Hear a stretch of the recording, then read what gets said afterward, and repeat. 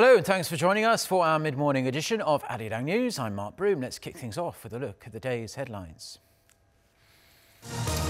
Heading north, a South Korean delegation is about to cross the inter-Korean border to inspect venues for a joint cultural event and a training centre for Olympic skiers. The visit comes a day after a North Korean delegation ended its two-day inspection of possible sites in South Korea for the country's art troupe performances. Adding teeth to President Trump's America First trade policies, the US government is planning to slap stiff tariffs on Samsung and LG washing machines after Trump said they were being dumped on the US market. Plus, Chung Hyeon smashes his way into the history books with a straight sets victory over former world #1 Novak Djokovic at the Australian Open. He's the first Korean to ever make it to the quarterfinals of a Grand Slam event. So, with the visiting North Korean delegation back home from their trip to the south, it's time for some role reversal. A South Korean delegation is heading north of the border for the first time in 2 years to inspect the venues where the two Koreas will hold joint cultural and sporting events ahead of next month's PyeongChang Winter Olympics. For more, we are going to connect to our Unification Ministry correspondent Kwon Jang-oh, who joins us from the Inter-Korean Transit Office at the border. So tell us, Jang-oh, have the delegation crossed over yet? Good morning, Mark. And yes, they have. The 12-member delegation arrived here about an hour ago at the Inter-Korean Transit Office, and they passed through customs checks about half an hour later. And then just a couple of minutes ago, through those gates behind me, they passed through the military demarcation line, and they're now in North Korea. It's the first time South Korean officials have stepped foot on North Korean soil in almost 2 years. The delegation will be gone for 3 days. First, they'll arrive at the Mount Kumgang, where they can reach by car in about half an hour. There, they'll inspect the venue where a joint cultural performance will be held. Mount Kumgang has special significance for the two Koreas, as it used to be a joint resort area, as well as where separated family reunions took place. Then the delegation will head towards the Mashingyang ski resort, where they'll inspect a luxury multi-million-dollar facility built under the orders of leader Kim Jong-un. It's where joint training sessions will take place before the start of PyeongChang 2018. They're also likely to stop by the nearby Galma Airport, a military airfield that could be used to fly in the South Korean ski trainees. The delegation will head back on Thursday. On that day, another North Korean delegation will again come to the south to look around the Olympic facilities in South Korea, such as the stadiums, lodgings and the press center for their own athletes. So that'll end 3 back-to-back South and North Korean delegations visiting each other in 1 week, with preparations for the Olympics now really heating up. Back to you, Mark. Well, thank you very much, Jang-oh. Please try and stay as warm as you possibly can, and we'll connect with him again during our next newscast at noon. Now, President Moon Jae-in held a meeting with his top aides on Monday with a focus on the upcoming PyeongChang Winter Olympics. With criticism growing in some quarters, the South Korean leader called on the public to support North Korea's participation at the Games. Hwang Oh-jun reports. President Moon called North Korea's participation in the upcoming PyeongChang Winter Olympic Games a valuable and dramatic opportunity for inter-Korean dialogue to establish peace in the region amid the high tensions between Seoul and Pyongyang. The Liberal leader insisted that North Korea's participation in the Games, as well as the South-North dialogue to that end, are significant because they will play a key role in the successful hosting of the Olympics and the Paralympics and will benefit South Korea's economy. But he cautioned that time is of the essence. 하지만 지금의 대화 분위기가 언제까지 지속될지 아무도 낙관할 수 없는 상황입니다. President Moon emphasized the need to seize the opportunity because of the likelihood that relations could again deteriorate and because no one knows how hard it could be to create another chance for talks after the Olympics come to a close. 우리는 평창 올림픽 덕분에 기적처럼 만들어낸 대화의 기회를 평창 이후까지 잘 살려나가는 지혜와 노력이 필요합니다. He said the current dialogue between the two Koreas needs to lead to talks between Pyongyang and Washington too, saying only then can the North Korea nuclear issue be resolved and peace and prosperity continue on the Korean peninsula. The president's remarks came amid growing public criticism over the agreement between the South and North to form a unified women's Olympic hockey team. Comparing the situation a candle flickering in the wind, President Moon called for the public, politicians, and the media to lend their support, at least for the successful hosting of the Olympics. To keep the momentum going, President Moon asked North Korea to make an effort as well. He noted there may be difficulties in the process after a long hiatus in talks between the two sides, but said it's necessary for the South and the North to work out the kinks. Hwang Ho-jun, Arirang News. Now, while friendly talks are taking place between the two Koreas, international pressure continues to build on the North. The European Union has put an additional 17 North Koreans on its blacklist, hitting them with travel bans and asset freezes for illegal trading activities and sidestepping sanctions imposed on Pyongyang over its nuclear program.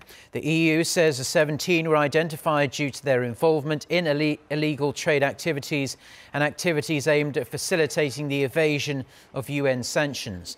The new additions are mostly senior company representatives, not high-ranking government officials.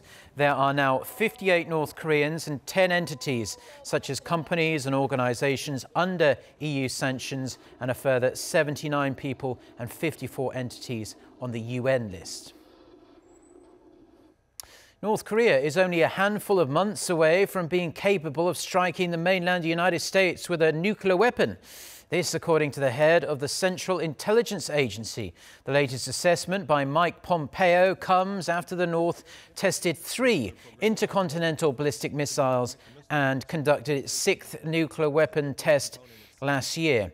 In an interview with CBS aired on Monday, Pompeo said North Korea's nuclear weapons program is continuing to expand, advance, become more powerful, more capable and more reliable. He added that Washington is working diligently to extend that timeline.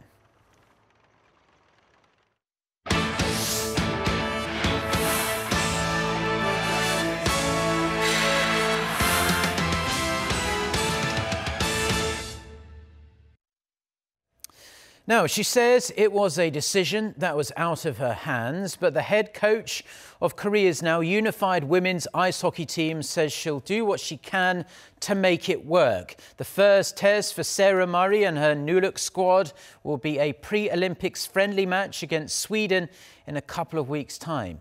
Lee Seung-jae with more. 23 has become 35. Korea's women's ice hockey team head coach Sarah Murray's first task at leading the first ever joint Korean team at the 2018 PyeongChang Winter Olympics will come on February 4th when the joint team hosts Sweden at the Incheon Asian Games Hanok International Ice Rink. What started out as a strategy to leave out just one South Korean player per game, Murray finds herself in a situation of incorporating unfamiliar North Korean players into her system and having to cut 4 of her players for each game. Despite the difficult task, the 29-year-old head coach has vowed to integrate the new faces into the squad and play the North Korean players in the upcoming friendly.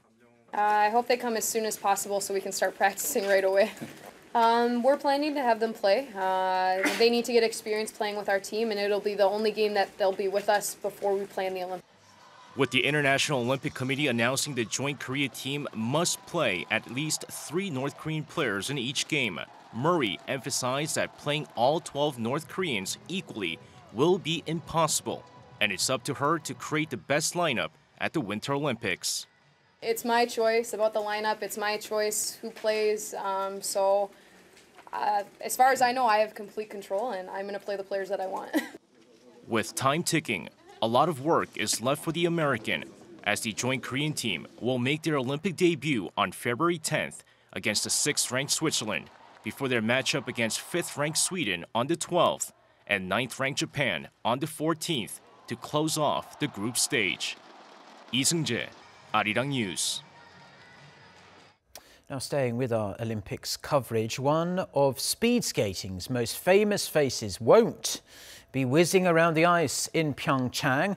Russia's Olympic champion and former South Korean short track star An Hyun-soo, now more commonly known as Viktor An, has been banned from competing at next month's Winter Olympics. With the ongoing Russian doping scandal, the World Anti-Doping Agency-sponsored McLaren Commission report implicated the 32-year-old in its latest report, meaning that he will be banned from competing under the neutral Olympic flag, as he earlier requested. It is a devastating blow, as you'd imagine, for the Seoul-born skater who won 3 gold medals at the Sochi Winter Games in 2014 as a Russian national. Now, South Korea says it wants to hold a peaceful and safe Olympics, with the focus now heavily on the latter, with North Korea's participation confirmed. A massive security checkup is underway on Olympic venues in PyeongChang and nearby Gangneung. With terrorism always a lingering threat, officials say experts from various agencies are carrying out their duties meticulously to ensure the safety of athletes and spectators alike. Lee Ji-won reports. The PyeongChang Olympics Counter-Terrorism and Safety Center started its security sweep of the Olympic venues on Monday, beginning with the PyeongChang Olympic Village, where some 4,000 athletes will be staying during the Winter Games. The security sweep will check all the facilities and equipment to make sure that there is nothing potentially harmful inside the facility and that everything runs properly before the venue is open for use. Some 100 personnel from the Counter-Terrorism Center, military and police force, fire department, and other organizations took part in the checkup using tools such as metal detector and bomb-sniffing dogs. A total of 23 Olympic venues will be checked between this Monday and February 5th, with 5 venues for VIPs and the International Olympic Committee to be checked by the president's security teams. Once the checkups are complete, the team will keep the venues safe from possible threats by stationing security guards and organizing committee members at key locations, as well as operating smart CCTVs and X-ray machines both inside and outside of the venues. Meanwhile, Korea's Road Traffic Authority said Sunday that the Olympic lane will be in operation for the whole month of February on roughly 60 kilometers of major roads, including a number of national routes and parts of the Yeongdong Expressway. The roads allow Olympics-related vehicles to quickly transport athletes and authorities to the Olympic venues. Lee Ji-won, Arirang News.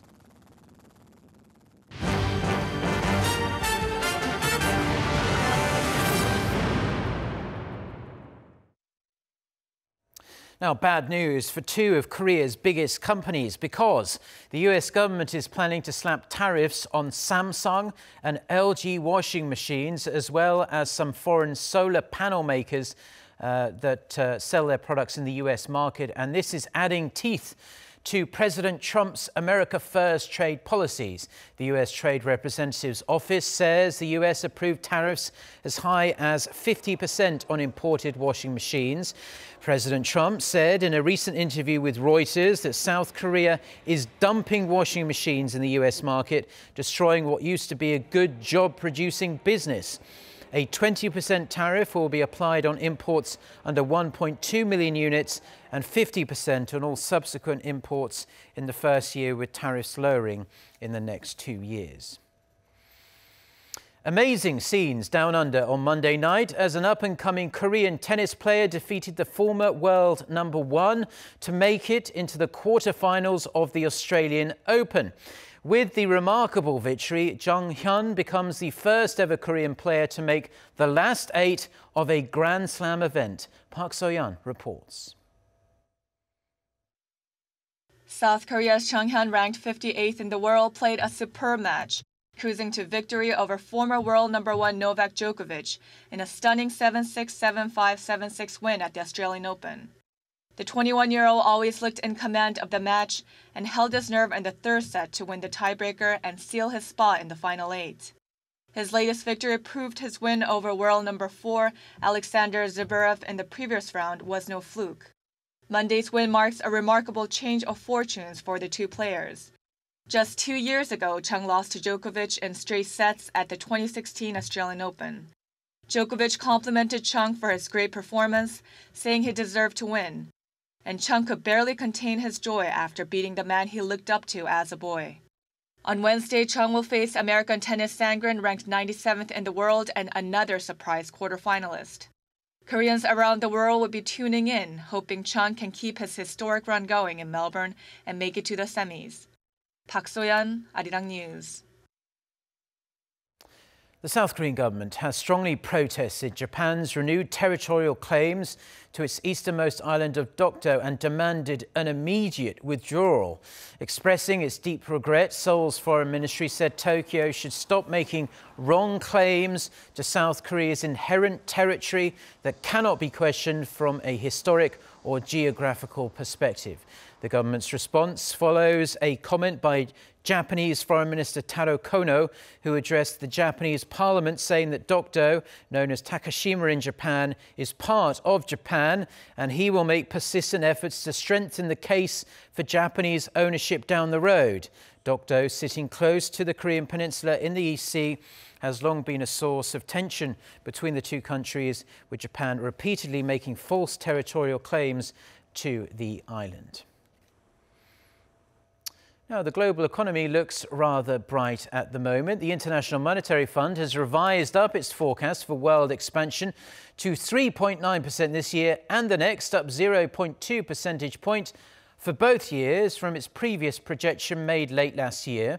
The IMF says sweeping US tax cuts will likely boost investment in the world's largest economy and help its main trading partners, and the recent broad-based pickup seen particularly in Europe and Asia. In its update of its World Economic Outlook, the IMF added that US growth would likely start weakening after 2022 as temporary spending incentives brought about by the tax cuts would begin to expire.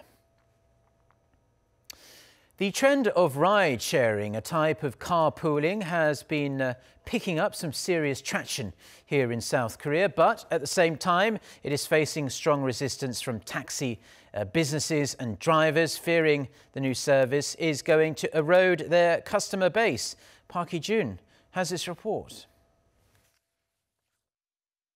It's not only cryptocurrency and blockchain companies that have been taking a blow from Korea's strict regulations. Companies offering ride-sharing, like Uber, have also been a no-go for the most part. Recently, there was hope that would change under a government willing to give it a try, but the local taxi business remains fiercely opposed, threatening to block any move to loosen the rules.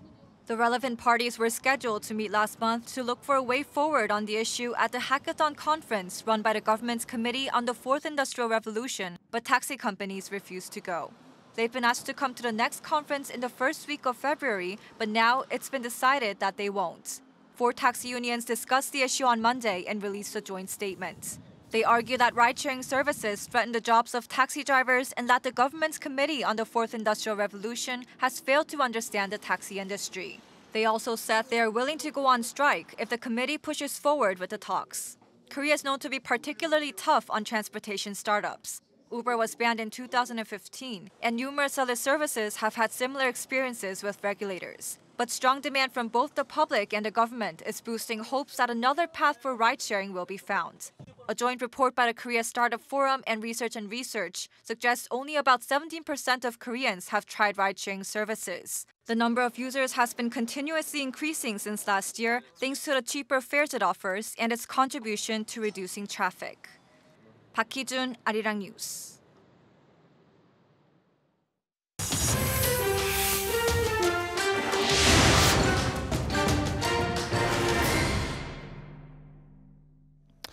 Now, for a look at the stories making headlines around the world, and we're going to start with the government shutdown in the United States. Congress voted on Monday to end the 3-day shutdown after both parties agreed to hold a debate on some serious pending issues. For more on this and other news, we turn to our No Adam. So, Adam, there has been an awful lot of finger pointing over the past couple of days, but now it does seem as though this compromise has been reached. That's right, Mark. For the time being, it does look that way, and both sides voted on Monday for a temporary funding bill. Senate Democrats dropped their objections in return for assurances from Republican leaders that they will soon take up contentious issues, especially in regards to immigration. Senate Democratic leader Chuck Schumer said he got that reassurance from Senate Majority Leader Mitch McConnell, but he still expressed frustration at the White House for not engaging in talks. Refused to engage in negotiations over the weekend. The great deal-making president sat on the sidelines. Despite and because of this frustration, I've been having conversations with the Republican leader over the weekend about a path forward. After several discussions, offers, counter-offers, the Republican leader and I have come to an arrangement. Tens of thousands of federal workers will go back to work on Tuesday after Monday's vote was ratified by the House of Representatives, and it now just needs the signature of President Trump. But the funding arrangement will only provide cash to the government for the next 2.5 weeks, stopping the shutdown only until February 8th. During that period, both parties will try to find common ground on the issue that started the whole impasse, which is the plight of about 700,000 so-called dreamer immigrants who were brought to America illegally as children. Japan is escalating efforts to prepare its citizens for war, with Tokyo hosting its first ballistic missile evacuation drill.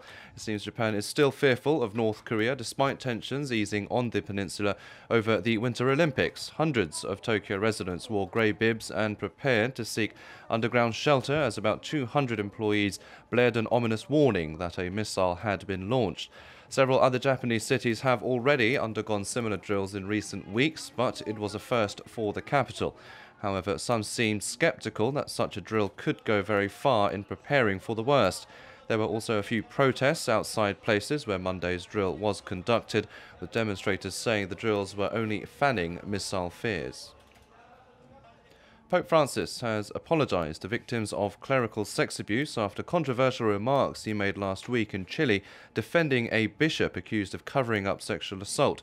Last Thursday, Pope Francis accused the victims of committing slander after Bishop Juan Barros was said to have covered up decades of sexual abuse by his mentor, Father Fernando Cadedima. On board a plane returning to Rome on Sunday, Pope Francis acknowledged he had hurt many with his choice of words and tone, but the pontiff did little to tame the firestorm of controversy that he created by repeating his belief that Barros was innocent until proven otherwise.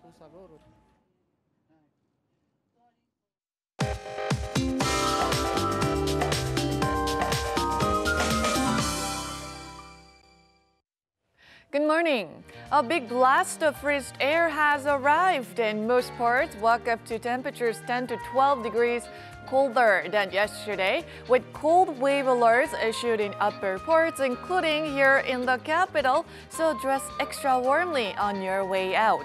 Also be careful on the roads. The capital saw 1 centimeter of snow last night, and for today, many western regions will see snow starting this afternoon into tomorrow. And as for today's daily highs, Seoul will only make it to -9 degrees Celsius this afternoon, and that's nearly 13 degrees lower than yesterday. Even Busan will only make it to freezing mark this afternoon. Now, this cold snap will be intense and will be with us longer than the one we endured a couple weeks ago. And you know, these dramatic changes in weather may affect your immune system, so take good care of yourself and dress extra warmly. With that, let's take a look at the international weather for viewers around the world. While most regions in South Korea are in a grip of strong cold snap, most cities in North Korea will also see bone-chilling temperatures. And as for the rest of Asia, winds will pick up in Japan, but Seoul will also see stronger winds in the morning hours. Meanwhile, get your barbecues ready and keep the swimwear out because Australia Day, which is this Friday, looks set to be a scorcher.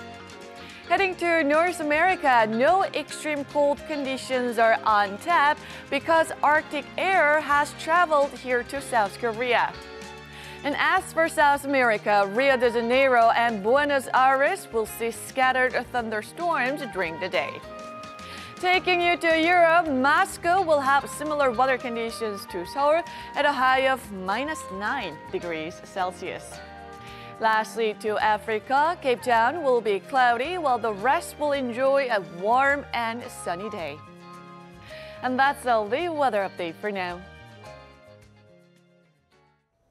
And that's where we're going to leave the news for now as well on this Tuesday morning here in Seoul. Our next bulletin is coming up at noon Korea time. So until then, goodbye.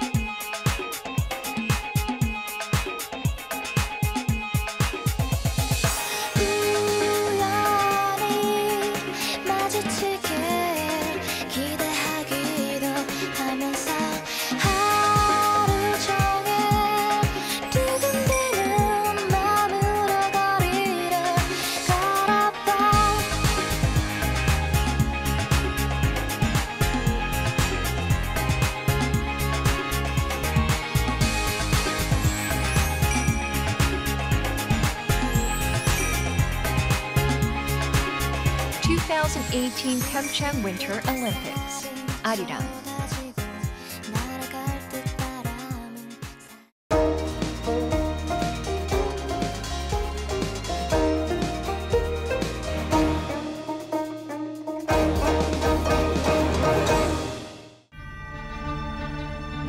During the mid-Joseon dynasty, there was a book that the Emperor of Qing asked his envoy to bring back from Joseon. This book was a collection of poems written by Hanan Seoran, the greatest female poet during the Joseon dynasty.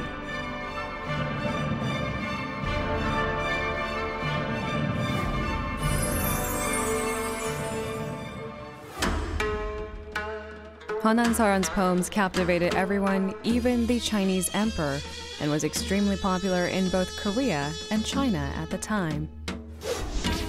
The Li Chao Shiji records that the poems of Hanan Seoran were like flower petals falling from the sky and were well known among the Chinese.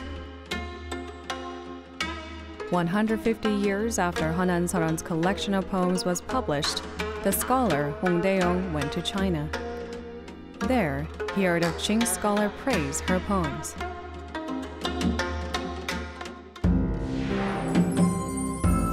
The poems of Hanan Seoran that were so praised by the Chinese emperor and scholars saw the light of day through her younger brother, Hyeon. Mourning his sister's death, Hyeon compiled 213 of her poems into a book. The scholar Ju Shifan, who was an envoy of Ming, was so impressed by the poems that he published it when he returned to China.